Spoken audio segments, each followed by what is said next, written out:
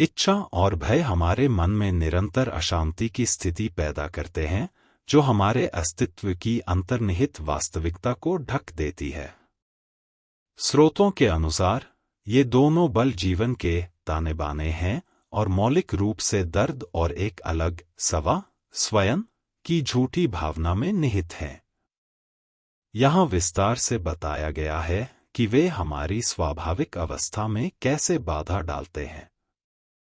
मानसिक अशांति पैदा करना हमारी स्वाभाविक अवस्था पूर्ण स्थिरता और शांति की है, लेकिन इच्छा और भय मन को विचारों से उथल-पुथल रखते हैं। इच्छा आनंद के विचार पर मन का टिक जाना है, जबकि भय दर्द की प्रत्याशा है। दोनों मन को निरंतर गति में रखते हैं। महाराज समझाते हैं कि अशांति ही मन है और यह विक्षोभ मन के साफ दर्पण को हमारे वास्तविक स्वरूप को प्रतिबिंबित करने से रोकता है। मैं शरीर हूँ के भ्रम को पुष्ट करना। इच्छा और भय को स्वकेंद्रित अवस्थाएं बताया गया है, जो केवल तभी उत्पन्न होती हैं जब हम स्वयं को एक सीमित शरीर और मन के साथ जोड़ते हैं।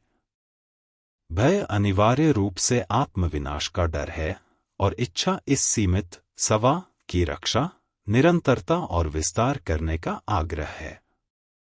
जब तक आप मानते हैं कि आप चीजों के बीच एक वस्तु हैं जो असुरक्षित और अल्पकालिक है, तब तक आप इन ताकतों की पकड़ में रहेंगे जो आपको स्वयं को कालातीत और सर्वव्यापी साक्षी के रूप में जानने से रोकती हैं। इच्छाओं के जाल के माध्यम से धारणा को विकृत करना। हम दुनिया को वैसी नहीं देखते जैसी वह है, इसके बजाय हम इसे अपनी इच्छाओं के जाल के माध्यम से देखते हैं, जो सब कुछ सुख और दुख, सही और गलत, और आंतरिक और बाहरी में विभाजित कर देता है। यह व्यक्ति पर रंग वास्तविकता के सूर्य को ढकने वाले बादल की तरह कार्य करता है। चूंकि मन सुखद का लालची और अप्रिय से डरा हुआ होता है, इसलिए यह जीवन के साथ बहने से इनकार कर देता है और इन द्वैतों के किनारों पर फंस जाता है। अभी नाव से विस्थापन वास्तविकता केवल कालातीत वर्तमान में पाई जाती है, लेकिन इच्छा और भय हमें समय के चक्र में विस्थापित कर देते हैं। इच्छा स्मृति अतीत पर आधारित है और भय प्रत्याशा भविष्य पर आधारित है।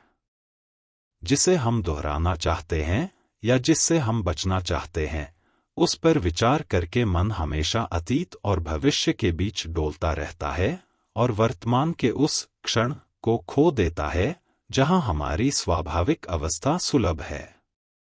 अनुभव का दुष्चक्र, इच्छा और भय व्यक्ति को दुख के दुष्चक्र में फंसा देते हैं। इच्छा हमें सुख खोजने के लिए प्रेरित करती है, लेकिन पूरी हुई इच्छाएं और अधिक इच्छाओं को जन्म देती हैं। इसके अलावा सुख एक व्यवधान और बाधा है, क्योंकि यह इस झूठे विश्वास को पुष्ट करता है कि हमें खुश रहने के लिए बाहरी चीजों की आवश्यकता है, जबकि वास्तव में खुशी हमारा वास्तविक स्वभाव है। मुक्ति का मार्ग अपनी स्वाभाविक अवस्था में वापस आने के लिए महाराज सलाह देते हैं कि हमें इच्छाओं और भय को ध्यान का पोषण देना बंद करना होगा। इन मानसिक लहरों का एक तटस्थ साक्षी बनने से उनकी पकड़ कम हो जाती है, जिससे व्यक्तित्व शुद्ध जागरूकता में विलीन हो सकता है। सत्य की इस खोज में हमारे साथ जुड़े। अगर इन विचारों ने आपके मन को छुआ है, तो वीडियो को लाइक करें और इसे औरों तक पहुंचाने के लिए शेयर करें।